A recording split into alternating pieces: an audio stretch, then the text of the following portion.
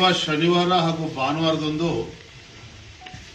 ಅಂದರೆ 25ನೇ ತಾರೀಕು ಹಾಗೂ 26ನೇ ತಾರೀಕು ಜುಲೈ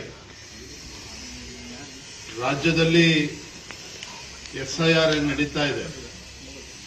ಈ ನಿಟ್ಟಿನಲ್ಲಿ ಭಾರತೀಯ ಜನತಾ ಪಾರ್ಟಿ ಎಸ್ಐಆರ್ ಮಹಾಸಂಪರ್ಕ ಅಭಿಯಾನವನ್ನ ನಾವು ಹಮ್ಮಿಕೊಂಡಿದ್ದೇವೆ.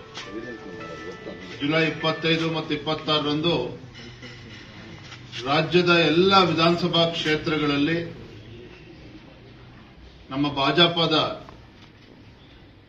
ಎಲ್ಲ ಸಂಸದರು, ಶಾಸಕರು, ವಿಧಾನ ಪರಿಷತ್ ಸದಸ್ಯರು ಮತ್ತೆ ಇಂದಿನ ನಮ್ಮ ಚುನಾಯಿತ ಪ್ರತಿನಿಧಿಗಳು ಮತ್ತೆಲ್ಲ ಕಾರ್ಯಕರ್ತರ ನೇತೃತ್ವದಲ್ಲಿ ಈ 2 ದಿನಗಳ ಕಾಲ ಸುಮಾರು 1 ಕೋಟಿ ಮನೆಗಳನ್ನ ನಾವು ತಲುಪಬೇಕು.